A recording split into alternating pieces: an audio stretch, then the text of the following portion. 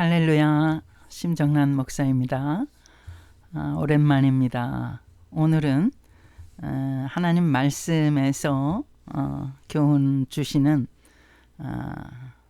지도자들에 대해서 한번 생각해 보는 시간을 갖도록 하겠습니다. 대표적으로 하나님이 인정하시는 지도자는 성경에서, 구약 성경에서 다윗이라고 할 수가 있습니다. 다윗은 사울 왕 다음에 이스라엘의 두 번째 왕으로 등극한 왕입니다. 물론 그 전왕이었던 사울 왕은 베냐민 지파였는데 다윗 왕은 유다 지파였습니다. 그래서 하나님께서 완전히 그 왕조를 바꾸셨다고 할 수가 있습니다.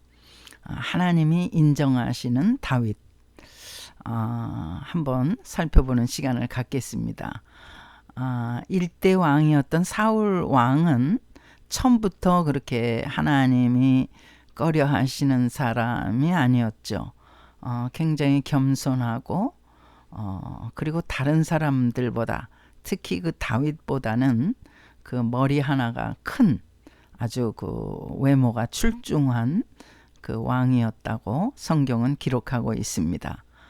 외모뿐만 아니라 너무나 겸손해서 하나님께서 그를 인정하시고 이렇게 선출해서 사람들, 백성들 앞에 뽑아내실 때에 그는 백성들 앞에 자신만만하게 나타나지 않고, 사무엘상 9장인가요? 보면 행구 뒤에 숨었다고, 수레 뒤에 숨어서 끝끝내 왕으로서 이렇게 얼굴을 내비치지 않는, 그렇게 수줍어하는 정말 그 겸손한 사람이었다고 성경은 쓰고 있습니다.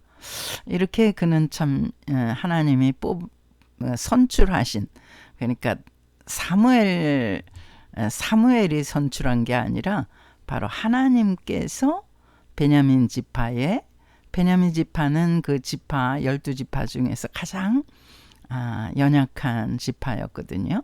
그 연약한 지파의 사울을 이스라엘의 일대 왕으로 그렇게 하나님께서 뽑으셨습니다.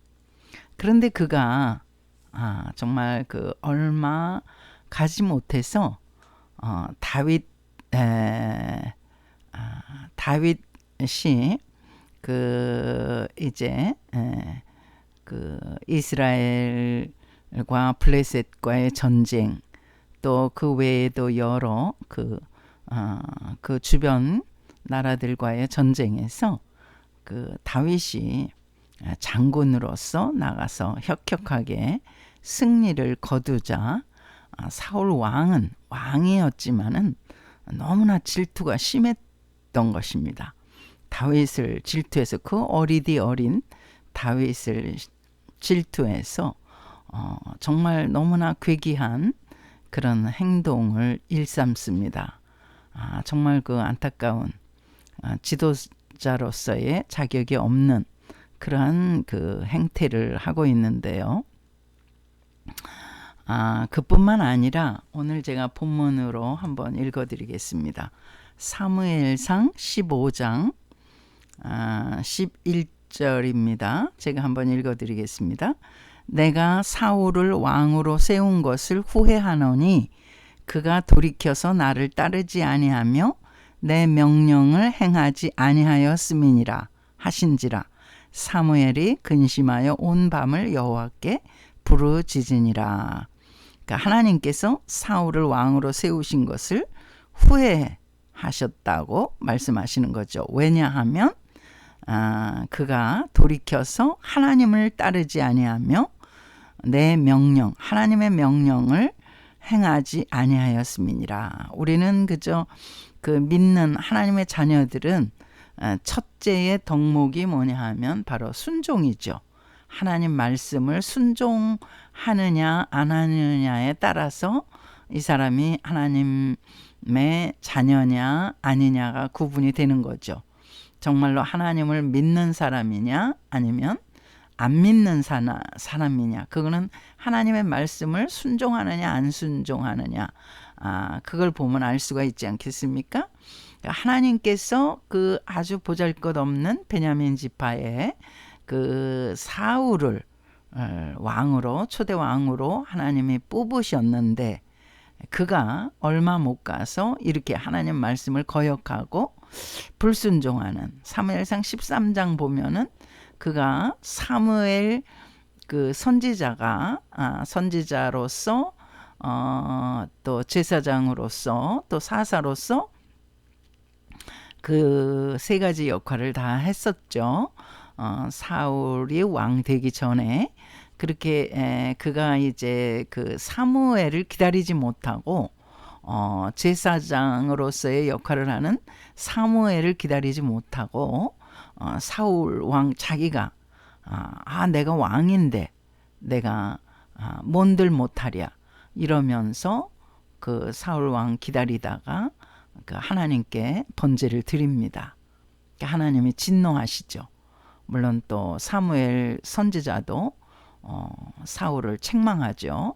이렇게 자꾸 빈번하게 하나님 말씀을 거역하는 그런 장면이 지금 이제 사울 왕의 행태 중에 많이 나타나는 거예요. 12절을 제가 또 읽어보겠습니다. 사무엘이 사울을 만나려고 아침에 일찍이 일어났더니 어떤 사람이 사무엘에게 말하여 이르되 사울이 갈멜에 이르러 자기를 위하여 기념비를 세우고 발길을 돌려 길갈로 내려갔다 하는지라. 그 사무엘 선지자가 사울 왕을 이제 만나려고 이렇게 사울 왕이 자꾸 그 행태가 하나님의 명령을 거역하고 불순종하니까 사울 왕을 찾은 거죠.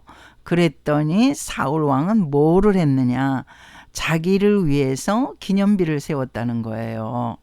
그러니까 하나님 말씀을 순종하려고 정말 노력하는 게 아니라 전쟁에서 이겼다는 승전비를 자기가 잘해서 그 전쟁에서 승리했다고 이렇게 기념비를 세웠다는 겁니다.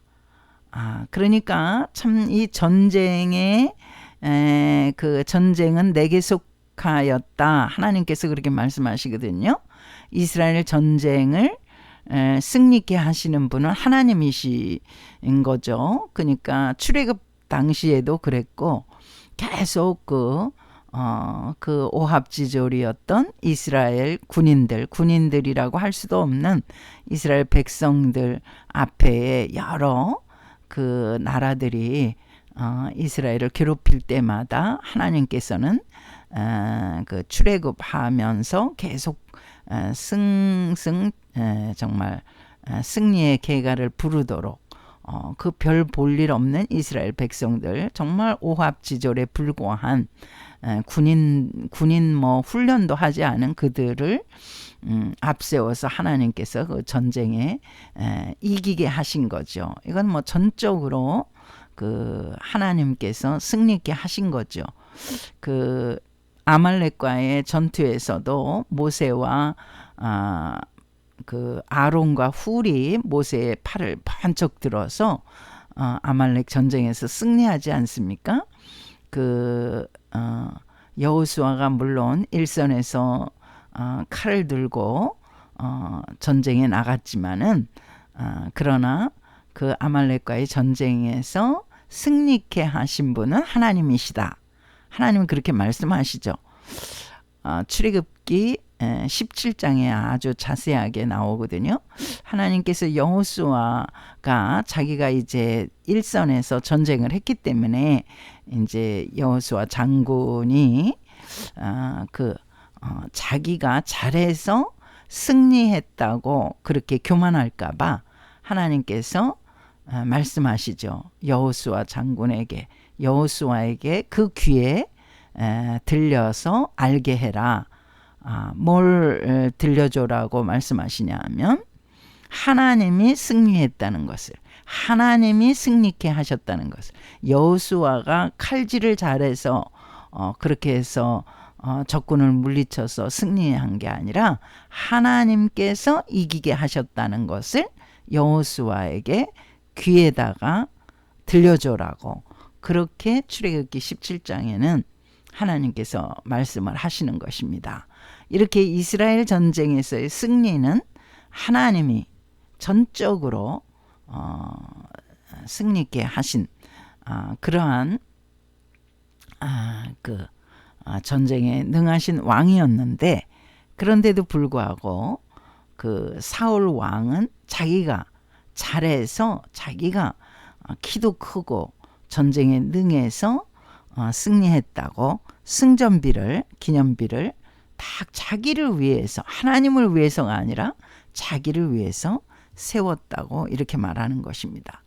참으로 하나님께서 사울 왕을 정말 골라서 그 왕으로서 뽑으셨는데, 이렇게 참 사울은 점점 더 하나님으로부터 멀어져 가는 이런 그 불상사를 일으킵니다.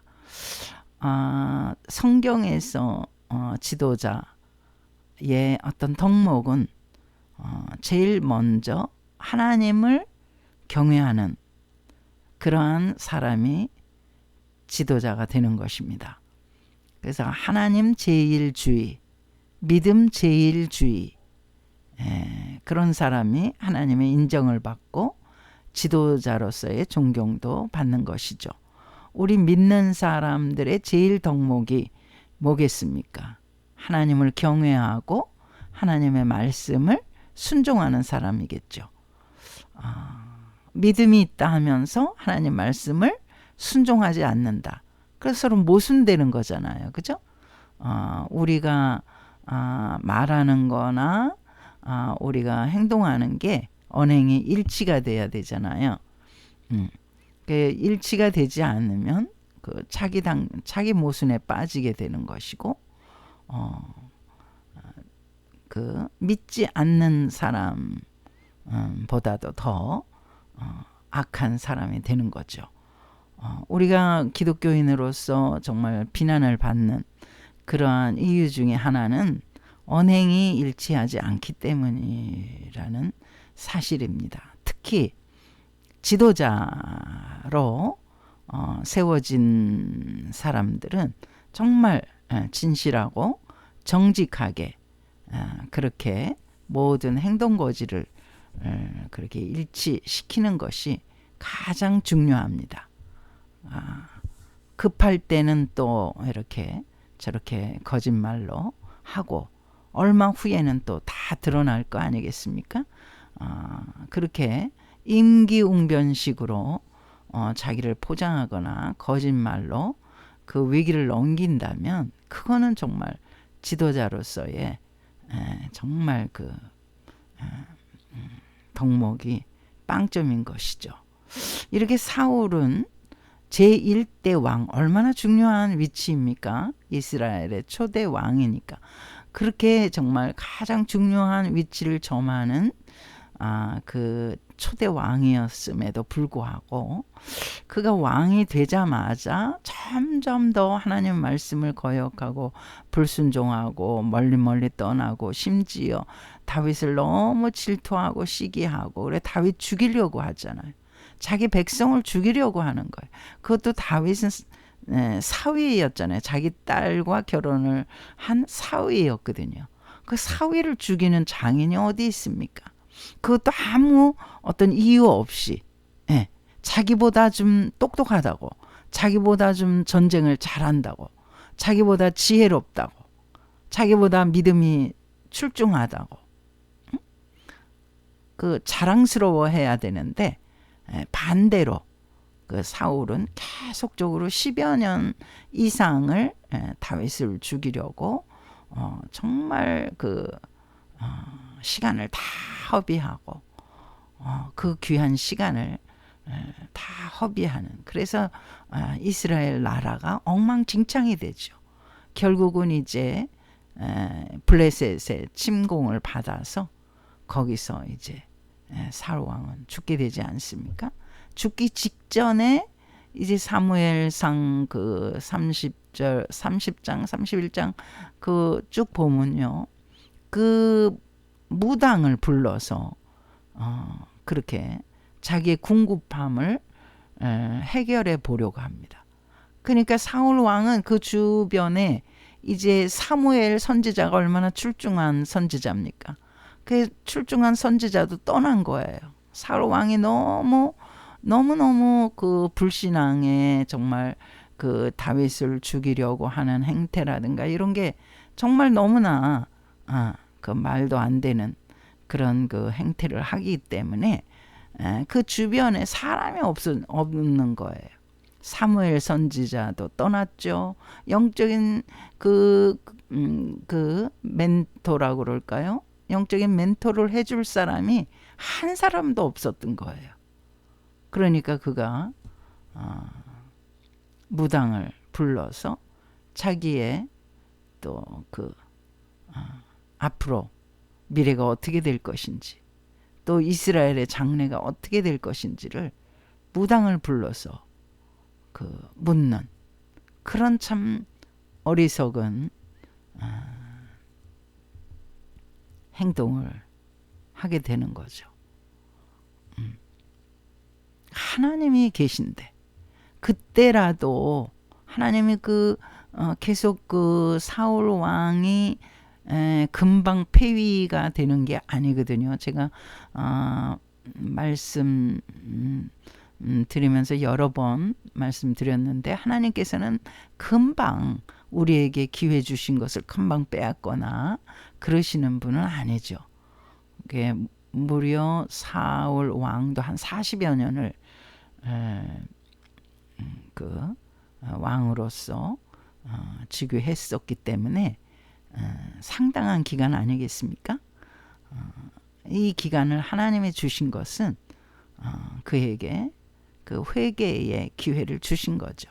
하나님은 우리에게 항상 우리가 잘못에 빠지면은 뭐 즉시 어떤 징계를 하시거나 심판을 하시는 게 아니라 계속적으로 우리가 그 잘못한 데에서 빠져나와서 돌이켜 회개하기를 촉구하시는 거죠. 계속 시간을 주시고 기회를 주시면서 회개하기를 그렇게 촉구하시는 것이죠. 하나님의 정말 그 자비하심이 끝이 없다는 말이 바로 그런 것입니다. 계속적으로 기다려 주시면서 우리가 회개하기를 촉구하시는 거죠. 사울 왕도 그렇게 하나님께서 긴 세월을 주시면서 그가 돌아오기를 자기의 잘못을 뉘우치고 회개하기를 그렇게 기다리고 촉구해 주셨는데도 불구하고 사울 왕은 정말 더욱더 타락해서 이제 접신들린 무당에게 자기의 장래를 점치고 나라의 운명을 점치는 하나님이 계신데도 불구하고 이스라엘은 하나님의 백성이잖아요. 우리도 마찬가지입니다. 우리가 예수 그리스도로 말미암아 정말 우리가 완전히 진노의 자식에서 해방됐잖아요. 이제 하나님의 자녀가 됐잖아요. 하나님의 거룩한 자녀가 됐잖아요. 여전히 우리가 또 죄를 먹고 마시긴 하지만은 그러나 우리는 죄 용서받은 죄인인 거예요. 참 모순이 되는 그 말이라고 할 수 있지만은 우리가 천국 가기 전까지는 우리가 정말 여러 가지 사소한 죄를 지을 수가 있는데 그것까지도 하나님께서는 다 용서해 주시는 그러한 특별한 신분을 우리에게 주신 것입니다.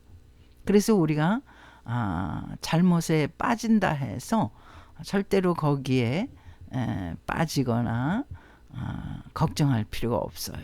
바로 우리가 하나님 앞에 회개하고 우리의 잘못을 뉘우치고 예수 그리스도의 그 이름을 부르면서 빠져나오면 됩니다. 그래서 이제 예수님도 그 십자가 달리시기 전에 6월절에 그 12 제자를 다 부르셔서 한 자리에 앉히셔서 발을 씻겨 주시잖아요. 제자들 베드로를 비롯해서 심지어 가룟 유다의 발까지도 다 씻어 주시잖아요. 그게 무엇을 의미하냐면 죄 씻어 주시는 거예요. 우리의 사소한 죄, 우리가 생활하면서 우리가 우리가 구원을 받았는데도 불구하고 여전히 우리가 육신의 사람으로서 이렇게 사소하게 짓는 죄, 그런 것들을 예수님께서 발로 씻어 주시는 그러한 행위를 하셨죠. 베드로는 이제 자기 몸을 다 씻어 달라고, 발만 씻지 마시고 전부 다 씻어 달라고 그렇게 요청하죠. 그랬더니 구원받은 자는 발만 씻으면 된다. 너희가 목욕을 다 했기 때문에 이제 매일매일 일어나는 그러한 죄, 그러한 죄에 대해서는 발만 씻어서 용서를 받기를 그렇게 주님께서는 교육을 하셨죠. 그래서 우리가 이렇게 항상 우리의 사소한 죄들을 주님께 고백하는 것은 너무나 필요합니다. 그러면서 주님과 멀어지는 게 아니라 그 죄를 주님 앞에 낱낱이 고백함으로써 주님과 더 친밀해지는 거예요. 주님께서는 우리의 죄를 다 가져가시고 우리는 또 깨끗함을 받게 되고, 그래서 사울 왕은 그걸 못했던 것입니다. 그 죄가 자꾸 쌓인 거죠. 하나님과는 멀어지고, 그렇게 해서 결국 그 무당에게 그렇게 자기의 미래를 점치는, 하나님이 가장 싫어하는, 하나님이 제일 싫어하시는 게 다른 죄보다도 우상숭배의 죄잖아요. 하나님 외에 다른 신을 내게 있게 말지니라. 그게 제1계명이지 않습니까? 그 다른 신이라는 게 귀신들이잖아요. 그 귀신들이 점을 치고 뭐 이러면서 사실이 그게 이루어진다 할지라도 그게 이루어져서 정말 귀신들이 다 하네 이런다 할지라도 너희는 그것을 믿지 말아라. 제가 한번 그 신명기 13장입니다.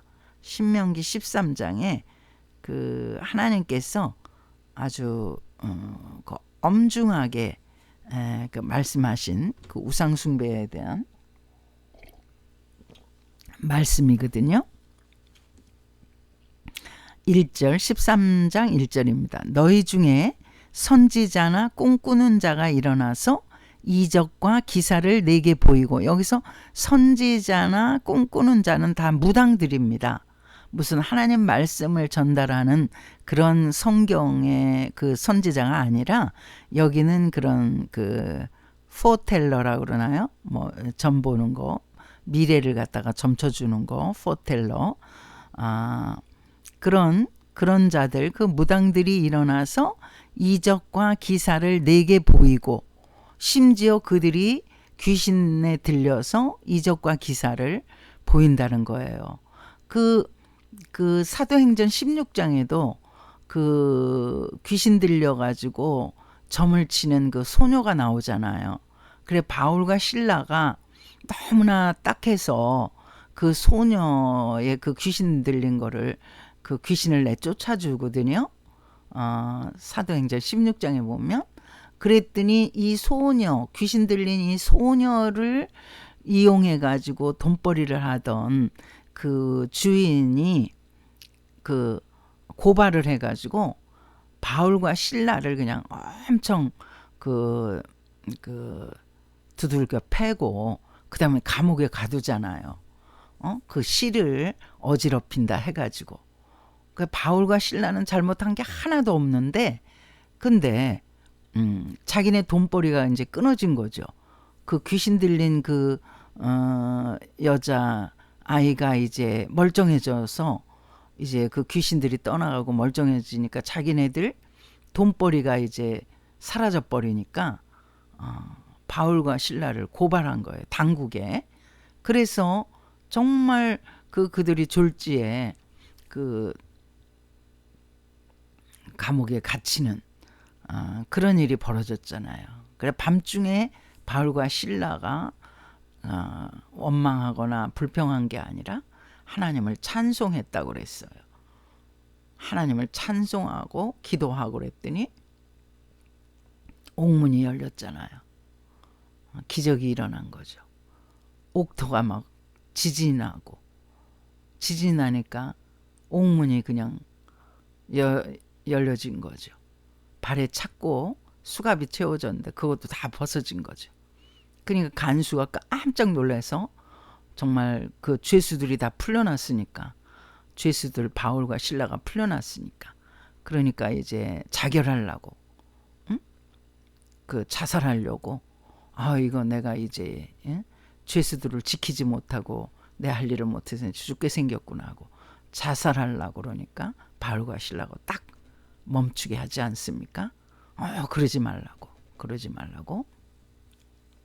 우리들이 도망가지 않고 다 여기 있으니까 절대로 당신 자살하지 마십시오 이러고, 그 간수가 그래서 다 그 바울과 신라를 가두고 때리고 했던 간수가 그들의 상처를 치료해주고 또 다 집에 데려가서 그 세례를 받고 그 믿는 사람이 되었다는 말씀이 사도행전 16장에 나오지 않습니까? 여기 이제 그렇게 이적과 기사를 보이는 거예요. 귀신이 들려서. 그렇게 보인다고 할지라도 또 2절입니다. 그가 내게 말한 그 이적과 기사가 이루어지고 너희가 알지 못하던 다른 신들을 우리가 따라 섬기자고 말할지라도, 그 막 이적과 기사가 일어나고 이거 신통방통하다. 이거 정말 좀 귀신들이 하나님보다 더 센가 봐 이러면서 이렇게 다른 신들을 섬기자고 이렇게 꼬셔도 3절입니다. 너는 그런 무당이나 꿈꾸는 자의 말을 청종하지 말라. 이는 너희의 하나님 여호와께서 너희가 마음을 다하고 뜻을 다하여 너희의 하나님 여호와를 사랑하는 여부를 알려하사 너희를 시험하심이니라. 그러니까 하나님께서 우리를 시험하시는 방법이 바로 귀신 들린 사람들이 척척척척 이적과 기사를 행하고 막 하나님이 정말 그 홍해를 가르시고 또 예수님이 죽은 자 살리시고 엄청난 기적을 행하셨잖아요. 그런데 이 귀신들도 그 비슷하게, 그거보다는 뭐 못하겠지만 아주 비스름히 따라간다 하더라도 절대로 거기에 따라다니며 그 미혹당하지 말아라. 이것은 하나님이 너희를 테스트하시느라고, 테스트하시느라고. 뭘 테스트하시냐? 너희가 마음을 다하고 뜻을 다하여 너희 하나님 여호와를 사랑하는 여부를 알려하사 너희를 뭐한다? 테스트하신 거다. 할렐루야. 이 부분을 우리가 명심해야 될 것입니다. 사울 왕은 여기서 넘어진 거예요.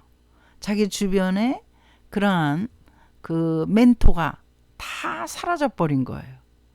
그래서 이제 찾다 그 귀신에 접신된 그러한 사람을 만나서 자기의 미래를 점치는 이런 엄청난 죄를 저지르게 되죠. 하나님은 그냥 두시겠습니까? 그는 블레셋과의 전투에서 죽고 말았습니다. 그런데 다윗이 이제 그 사울 왕 뒤를 이어서 제2대 왕이 다윗이 아닙니까? 다윗은 정말 그 사울 왕과 비교하면 외모도 일단 사울 왕보다는 키가 작고 좀 왜소했다고 할 수가 있습니다. 성경에 그렇게 이제 기록돼 있으니까요. 그런데 또 사울 왕은 이제 왕이 되면서 얼마 후에 바로 이렇게 자기를 위한 어떤 기념비를 세우고 하나님 말씀은 또 불순종하고 이렇게 또 다윗을 미워해서 죽이려고 하고 이렇게 정말 그가 이렇게 삐그덕거리는 그런 행태를 보이는데 다윗은 사울과는 반대였죠.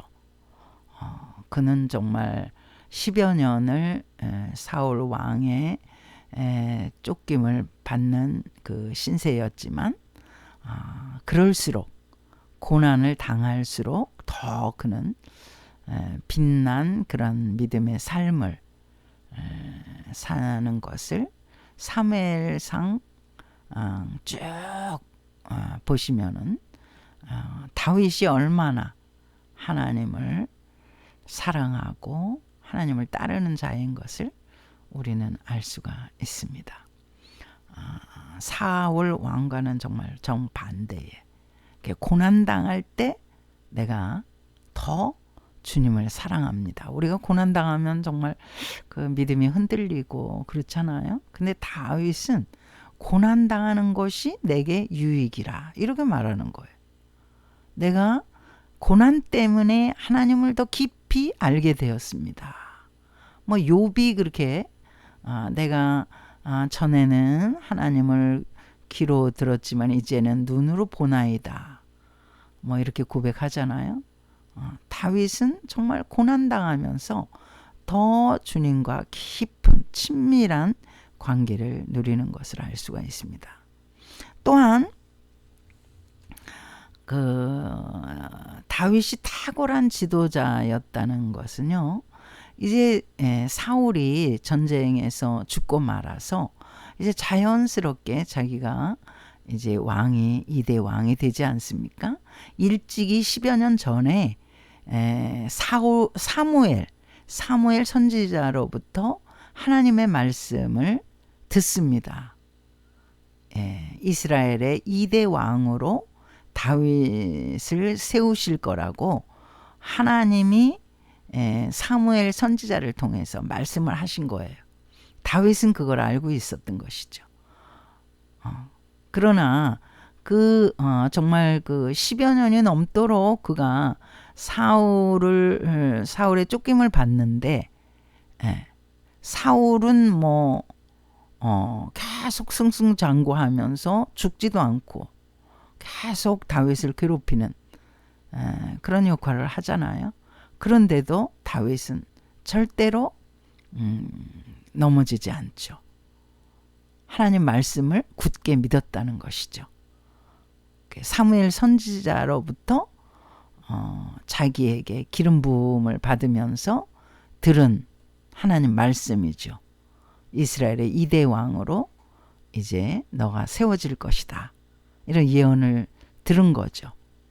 그렇게 고난의 세월을 지내면서도 흔들리지 않습니다. 원망하지도 않고 그는 꿋꿋하게 그 정말 광야의 생활을 정말 이기는 것을 볼 수가 있습니다. 우리가 아브라함과 사라를 볼 수가 있잖아요. 그 우상을 만드는 그런 가문에서 태어난 아브라함이었지만 하나님 말씀을 듣자마자 그는 본토 친척 아비집을 떠나서 하나님이 지시하신 땅 이스라엘로 들어오잖아요. 중간에 약간 비칠거리는 때도 있었지만 그러나 그는 이제 하나님 말씀을 순종하고 이삭을 얻고 이삭을 얻어서 정말 하나님께 번제로 바치라고 그렇게 명령을 받는 때도 정말 번제로 바치려고 모리아산까지 이삭을 데리고 가지 않습니까? 그 장정 한 20살 정도 되는 장정을 이끌고 모리아산에 갑니다. 하나님께 번제로 바치려고. 그러니까 아브라함의 이 믿음은 대단한 것이죠. 이삭도 참 대단하죠. 아버지한테 묻지 않아요? 나무도 있고 불도 있고 다 있는데 번제로 드릴 양은 어디 있죠? 양을 준비를 안 하시는 아버지를 보니까 이상한 거예요. 이삭이 생각할 때 아버지 그 번제 드릴 양이 없잖아요. 그런데 아브라함은 뭐라고 합니까? 네가 바로 번제 물이다. 응? 그렇게 말하지 않습니다. 하나님이 예비하실 거야. 참 아브라함이 얼마나 지혜로운지 몰라요. 응? 하나님이 우리가 모리아 산에 오르면 하나님이 다 예비해 놓으실 거야. 그러니까 우리는 그저 산에 오르기만 하면 된다. 이러고서 이삭을 달래서 오르지 않습니까? 그런데 산에 올라가니까 무슨 양이 있어요. 하나님이 뭐 예비하셨어요? 아무것도 예비하신 게 없잖아요. 그러니까 칼을 들어서 이삭을 딱 이제 번제로 드리려고 하잖아요. 제가 한번 그 아브라함의 순종이 나오는 창세기 22장을 한번 보겠습니다.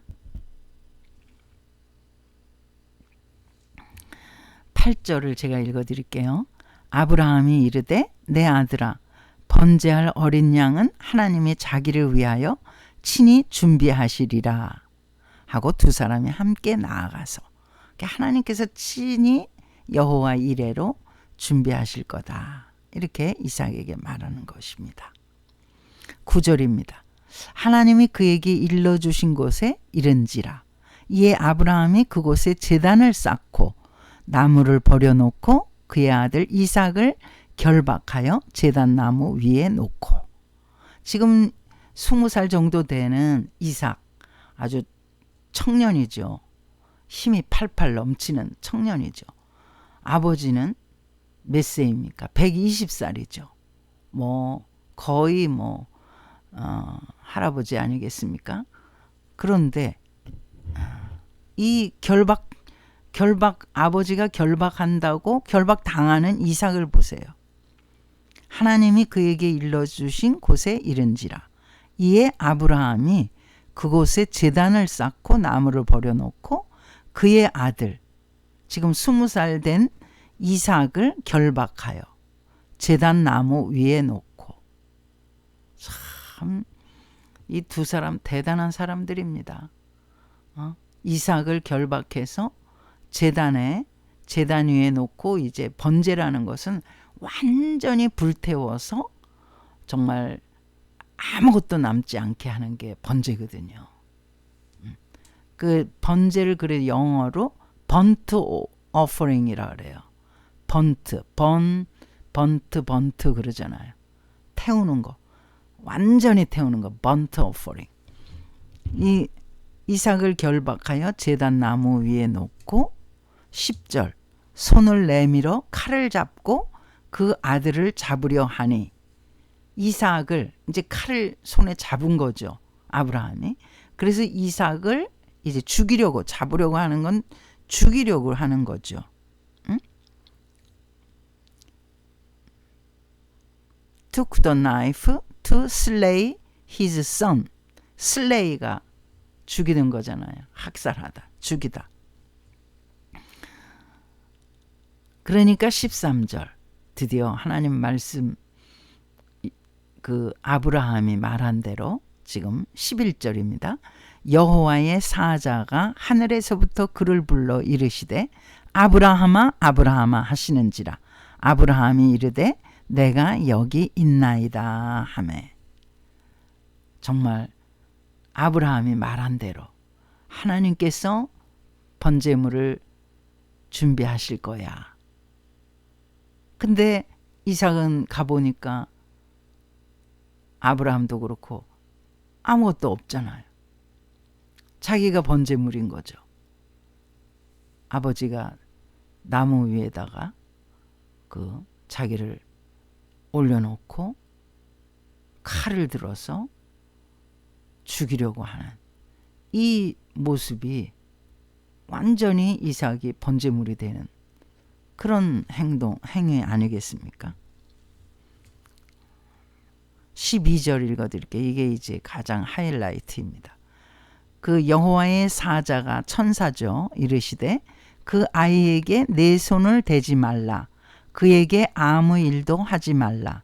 내가 내 아들 내 독자까지도 내게 아끼지 아니하였으니 내가 이제야 내가 하나님을 경외하는 줄을 아노라. 이게 정말 클라이막스 아니겠습니까? 하나님이 완전히 아브라함을 아시게 된 거죠. 그래서 아브라함이 믿음의 조상이 된 것입니다. 그가 전혀 실수도 안 하고 처음부터 믿음이 출중했던 건 아닙니다. 그도 여러 가지 우여곡절을 겪은 거 우리가 너무 잘 알잖아요. 그런데 이삭을 제물로 바치는 이때 창세기 22장 이때부터 이제 하나님은 아브라함을 완전히 믿음의 조상으로 인정을 하신 것입니다. 이제 다윗은 사무엘의 예언대로 이제 그가 왕위에 등극하잖아요. 그런데 그 왕으로 등극할 당시에 사실은 그 다윗이 전 12지파 전 지파가 다 추앙을 하는 그러한 왕은 아니었습니다. 그러니까 유다와 어떤 베냐민 지파 한 두 지파 유다가 베냐민 지파는 이제 이제 사울 왕이 그 출신 지파 아닌가요? 그러니까 이제 이 베냐민 지파가 특히 그 유다 지파에서 나온 그 다윗 왕을 굉장히 배격했죠. 왜냐하면 사울 왕이 너무나 다윗을 미워했기 때문에 원수지간이 된 거죠. 그런데 다윗이 지도자로서 훌륭했던 점은 바로 그가 그 베냐민 지파를 위해서 굉장히 노력을 한다는 것입니다. 통일 국가를 만들기 위해서 굉장히 애를 쓰고 힘쓰는 거예요. 그래서 사무엘상 1장, 2장 이렇게 보면요. 사울 왕이 죽었다는 소식이 누구보다도 반가운 사람이 다윗일 거 아니에요. 왜냐하면 다윗을 죽이려고 그렇게 10여 년 이상을 사울 왕이 쫓아다녔기 때문에 사울이 죽었다는 소식이 제일 반가운 사람이 다윗 왕일 텐데 이제 이 소식을 막 전하려고 다윗을 찾아온 그 종, 그 사울 왕의 그 어떤 군사의 그 어떤 군인이죠. 그 막 신나게 다윗 왕을 찾아서 당신의 그 적인 당신의 원수인 사울 왕이 죽었다고 막 신나게 그 다윗에게 알려줬을 때 다윗은 절대로 기뻐하지 않습니다. 이게 이제 지도자로서의 훌륭한 모습이 아닐까 싶습니다. 자기의 적수가 죽었다고 그래서 잔치를 열고 파티를 열고 막 흥청망청 기뻐하고 이게 아니라 다윗은 엄청 슬퍼합니다. 그게 이제 참 하나님의 기뻐하시는 지도자라는 생각이 듭니다. 정말 출중한 지도자죠. 그 사울 왕의 자기를 그렇게 괴롭힌 사울 왕인데 절대로 그가 기뻐하지 않는다는 거. 그래서 베냐민 지파 사람들의 마음을 얻는 거예요. 통일 국가를 이루는데 큰 정말 그 역할을 한 중심 인물이 바로 다윗이라고 할 수가 있습니다. 그래서 이제 그 다윗에 속해 있는 그런 땅, 재물, 절대 자기 것으로 취하지 않고 그 베냐민 지파 사람들에게 그대로 돌려주고, 또 사울 왕의 그 어떤 자손들에게 그대로 돌려주는, 오히려 더 붙여서 주면 좋지 절대로 빼앗지 않는, 정말 그 아주 훌륭한 덕목을 가진 다윗이라고 할 수가 있습니다. 그래서 이제 다윗 왕 시대에 드디어 정말 12지파가 총 합쳐지는 통일 국가를 이루게 되고, 정말 어느 지파 사람이든 다 다윗을 존경하는 그러한 인물이 되었던 것이죠. 사실은 다윗은 그 후에 치명적인 죄를 짓지 않습니까? 간음죄를 짓죠. 밧세바, 그것도 그 충신인 햇사람 우리아의 아내. 정말 그 엄청난 큰 죄라고 생각되죠. 우리가 사울 왕과 다윗 왕의 죄를 비교할 때 우리는 사울 왕은 뭐 그런 간음죄는 지지 않았는데, 자기를 높이려고 뭐 기념비 세우고 하나님 말씀 좀 불순종한 거, 그 다음에 뭐 우상 숭배했던 거, 그러고, 그렇지만 다윗은 정말 그 남의 아내를 빼앗은 이 죄는 진짜, 그리고 또 살인 교사 한 죄가 있죠. 우리아를 죽였으니까요. 그런 살인 교사의 죄도 있고, 그럼 뭐 사울보다 훨씬 다윗 왕의 죄가 중한 것으로 우린 생각할 수 있잖아요. 그런데 하나님이 보시는 게 중요하죠. 하나님은 어떻게 보시느냐. 하나님은 물론 다윗이 그러한 죄를 저질렀을 때 그냥 간과하지 않으시죠. 그래 다윗 그 가정이 엉망진창이 되죠. 그 큰아들 암몬이 살해당하고, 그 셋째 아들 압살롬이 반란을 일으키고, 정말 다윗이 뭐 정말 그러한 가정사이의 고난을 겪지 않아도 되는 그러한 사람인데, 이 간음죄를 범한 바람에, 그리고 살인 교사를 하는 바람에 다윗 집안 전체가 엉망진창이 된 것이죠. 엄청난 고난을 받습니다. 심지어 그 압살롬이 그 쿠데타를 일으켜서 자기 아버지를 쫓아내잖아요. 궁궐에서. 그래서 그가 요단강을 건너잖아요. 흰 머리를 흩날리면서 울면서 갔다고 하잖아요. 자기의 죄값으로. 하나님은 우리가 우리의 죄를 우리가 회개할 때 용서하시지만은, 그러나 그 죄값을 받는 거예요. 그 죄를 용서해 주신다 그래서 우리가 죄를 지은 것을 그냥 덮어놓고 다 용서해 주시 끝, 그게 아니에요. 그 죄에 대한 형벌을 받습니다. 우리가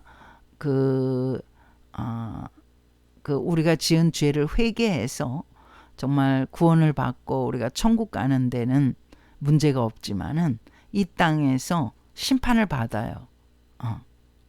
그 죄에 대한 심판을 받습니다. 궁극적으로 우리가 구원은 받지만은, 그렇기 때문에 우리는 굉장히 조심해야 돼요. 우리 주님이 다 우리 용서해 주셨는데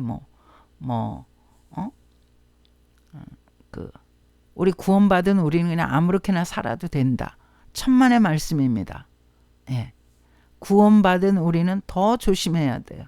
더 거룩하게 살으려고 애쓰고 힘써야 돼요. 정말 더 하나님 말씀을 지키려고 노력해야 돼요. 쉽지 않습니다. 예수를 믿는 것이 쉬운 게 절대 아닙니다.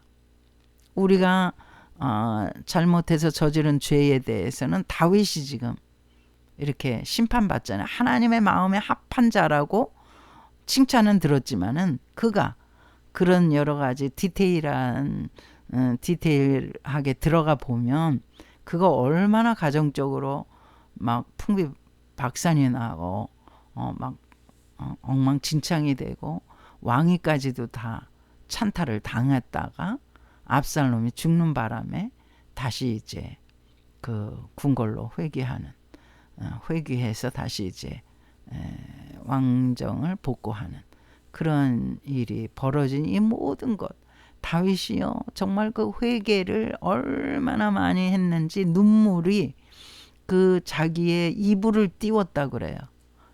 배를 띄운 것처럼 이렇게 이불에 자기 눈물을 얼마나 많이 흘려가지고 이불이 둥둥 떴다는 거예요. 그래 얼마나 회개를 많이 했는지 다시는 성적 범죄를 저지르지 않습니다. 밧세바 이후에는 다시는 그는 어떤 성적인 범죄, 자기의 욕망에서 일어나는 죄를 절대로 짓지 않는 그러한 이제 다윗을 우리가 성경 속에서 만날 수가 있습니다. 그래서 그런 엄청난 죄를 졌지만은 하나님으로부터 용서받고 그 다음에 하나님께서 다윗을 보실 때 내 마음에 합한 자다. 그래서 이제 열왕기 상하 쭉 보시면 다윗 때문에 내가 너희들을 봐주겠다. 다윗 때문에 내가 너희들을 그저 눈 감아주겠다. 이러시면서 그 악한 왕들이 많이 이렇게 출몰 하는데 그럴 때마다 하나님께서 다윗 왕을 이렇게 언급하시는 거예요. 그만큼 다윗이 하나님 앞에 철저히 회개하고 그 회개한 그 죄에 대해서는 절대로 다시 짓지 않는 그러한 그 하나님 앞에 용서받은 그 죄를 절대 다시 들어가서 또 죄를 짓는 어리석은 우를 범하지 않았다는 것이죠. 그게 이제 다윗과 사울의 차이죠. 하나님을 믿는 사람은 그렇다고 해서 잘못에 절대로 안 빠지는 것은 아니지만 잘못에 빠졌다 하더라도 얼른 거기서 뛰쳐나와서 하나님 앞에 철저하게 다윗처럼 회개하고 그 다음에 다시는 그 범한 죄에 빠지지 않으려고 정말 노력하고 애쓰고 힘쓰는 그러한 삶을 사는 사람을 하나님은 기뻐하시고 다윗처럼 내 마음에 합한 자다 이렇게 말씀해 주시는 것입니다. 할렐루야. 오늘은 성경에 나타난 그 지도자들 하나님이 기뻐하시는 다윗 또 하나님이 버리신 사울 왕에 대해서 생각하는 시간을 가졌습니다. 감사합니다.